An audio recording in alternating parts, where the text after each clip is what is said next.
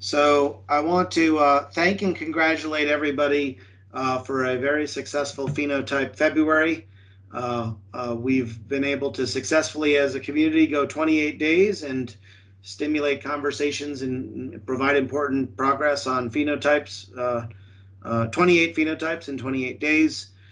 Reminder that our goal was really just to try to engage our community in thinking about the science of phenotype development and evaluation. And we tried to do that by identifying 28 priorities that we could go after and learn about how we could share insights, develop solutions, and learn from each other about the process of developing and evaluating phenotypes.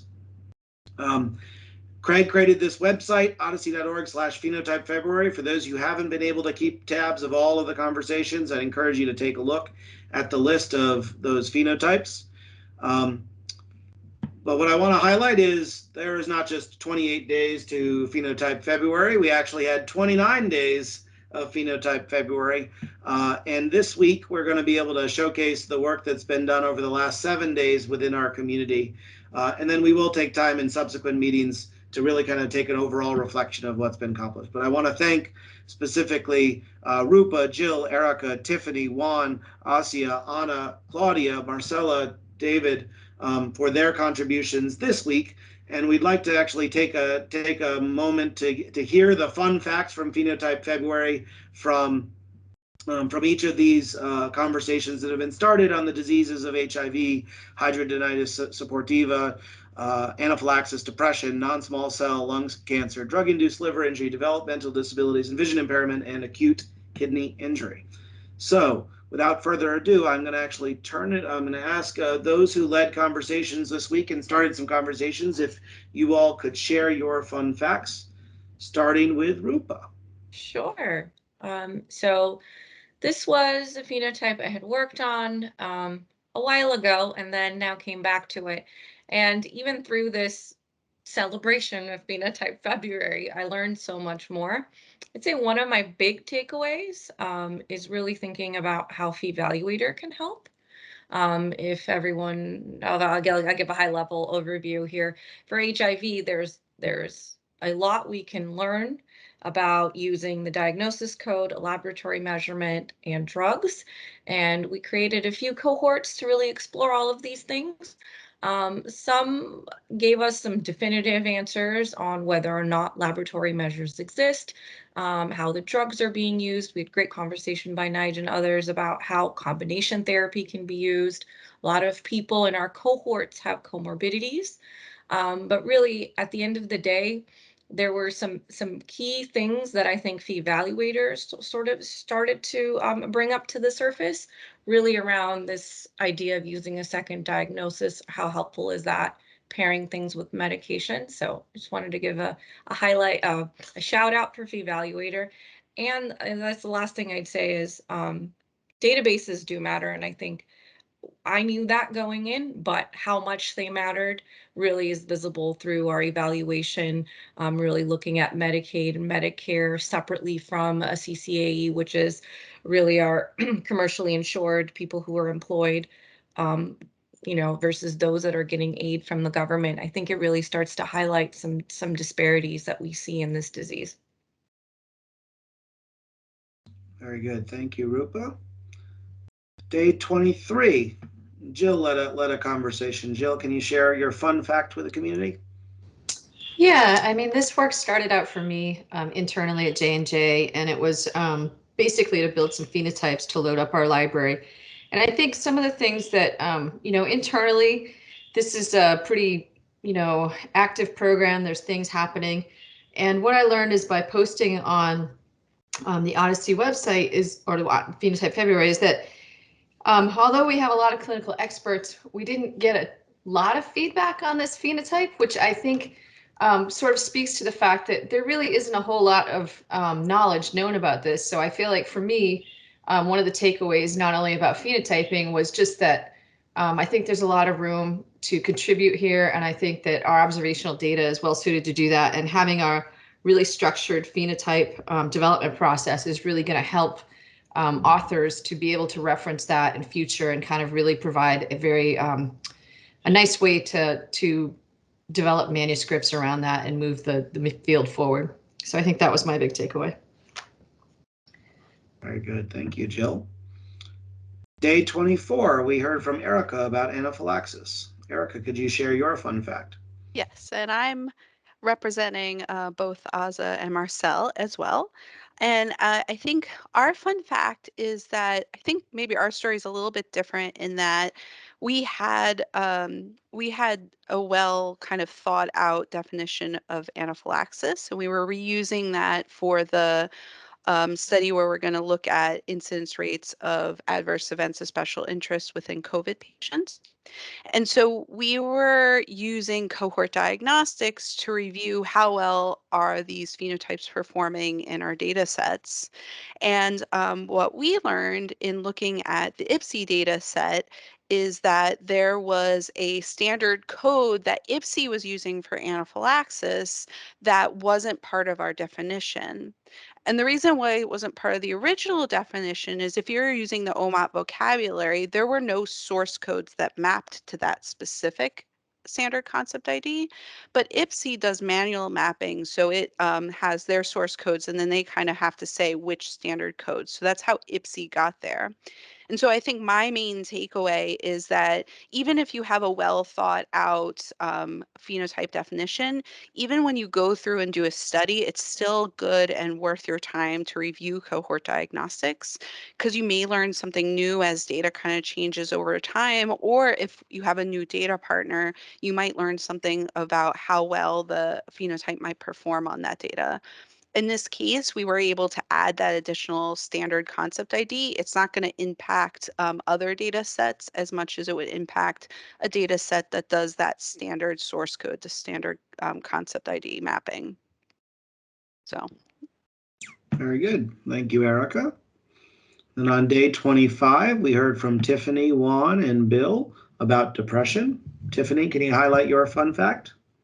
Absolutely. So aside from Juan and Bill making phenotyping extra fun, I think what we really learned from our post was that there can be great value in combining different types of phenotyping algorithms, not only to help you identify things you might not know that you're missing, but as a way to meaningfully adjust your assumptions or even recalibrate what you thought was a solid definition, not just only based on a specific population, but also based on the specific concepts that you're looking at with respect to that population. So by bringing in different methods that have different strengths, you result, hopefully, in a stronger phenotype, or at least identify things that you didn't know you should be capturing.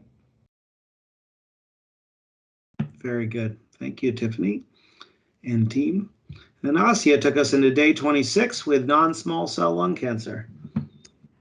So we started with a team that have done quite a lot of work in oncology, specifically non-small cell lung cancer, like trying to create phenotypes. So it's actually a very interesting discussion. Should we phenotype or not? And what is it that we're trying to phenotype? So the entire exercise was like a very good demonstration that the answer is it depends. To what is it that you're trying to get, the trade-off between the sensitivity and specificity and like the impact of all the changes like within the treatment landscape and the clinical knowledge that can actually help. So we're still working on it, and the answer is still it depends. But I really want to actually thank everyone who worked and contributed to this. I learned a lot, and we'll keep the community updated. Very good. Thank you, Asieh. Then we had day 27. Anna initiated a conversation about drug-induced liver injury. Anna, can you share a fun fact? I'm not sure how useful it would be, but it definitely is fun for me.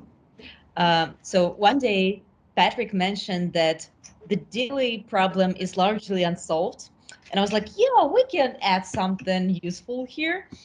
And then I looked at the space and found this paper produced by Columbia DBMI. And when I saw 20 pages, that should have warned me that the problem is harder than I expected. And then I thought, okay, let's just implement this phenotype. And it was much harder than I thought because essentially the acute liver injury codes are very much overlapping with the codes of the conditions of exclusion. So it was hard just to implement the concept sets, and then it was hard to implement the logic. And then I thought, okay, but at least we can review some charts and find some fun things in patient profiles. And then I saw 5,000 patients and I didn't know how to approach them. And finally, when I selected a couple of patients for the chart reviews, I could not draw any conclusions from those charts that I selected because it was so hard to make the decision of whether they were cases or not. So the fun fact is that it's really hard. And I guess we can contribute in this space a lot given how hard it is. Very good. Thank you, Anna. And I know this is an area that many folks have a high interest in. So just because it's hard shouldn't deter us. And I see Judy has posted in the welcome to my world. Indeed, this is an area where I think we can solve that hard problem probably by collaborating together and just making incremental progress. All right, day 28, we had Claudia initiated a conversation about severe visual impairment and blindness. Claudia, are you on?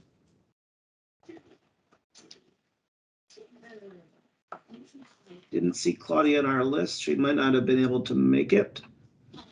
So I'll say that we were not deterred by the limitations of picking February. And I admire Marcela and David for initiating day 29 of Phenotype February.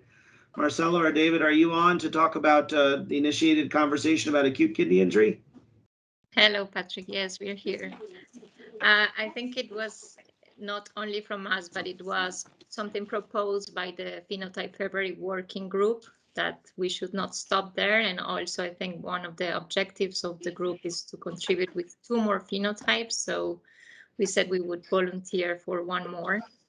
And we started this with already some work that David has put together with preferences and a literature review on acute kidney injury. I think what I learned is that it was a lot more complex than I anticipated, this phenotype.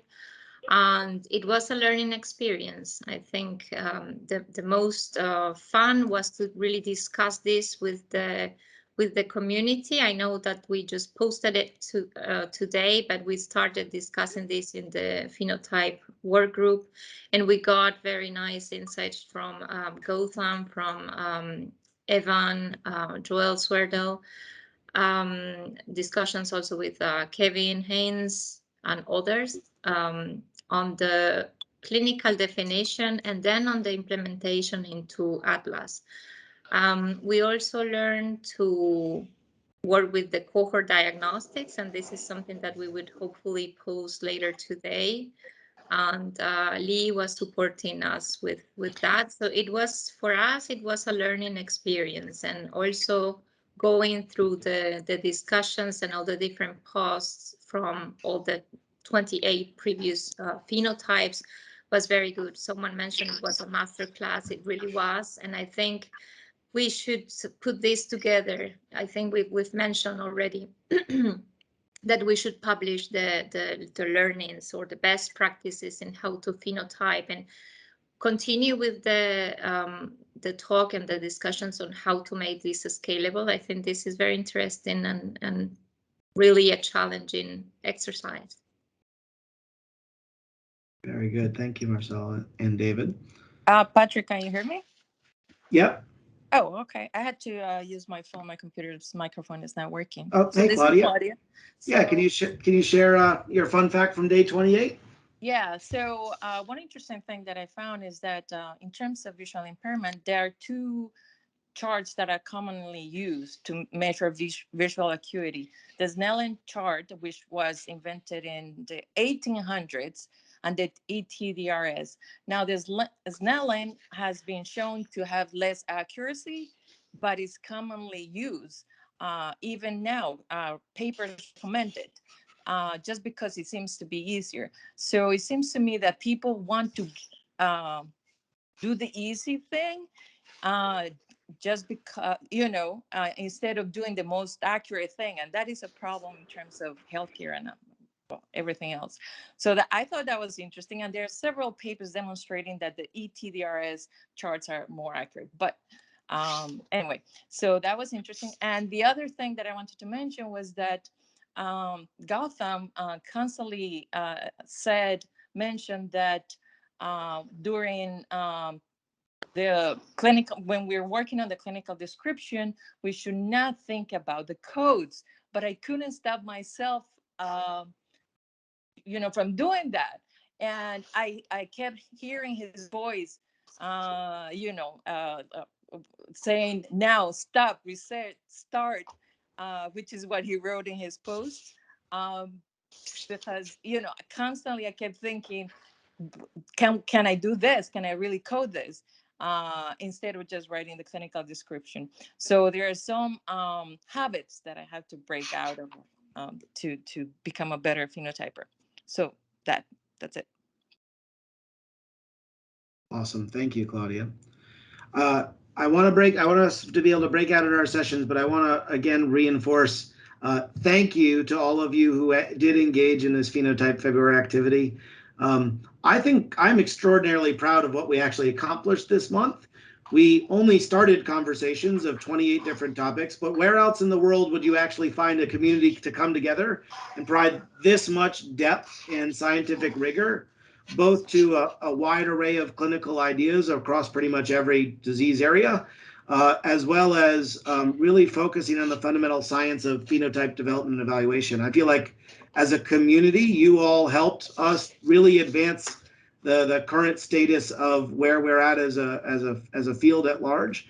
And I do think that this is a great launching point for us to really try to mature the science of phenotyping for our community and for the broader scientific domain. So I want to thank all of you who led the conversations, encourage the rest of you to engage in all of these conversations that will continue. And for those of you who are thinking about doing the next phenotype, hopefully learn from the insights that have been shared from our community and take advantage of them as you continue your research.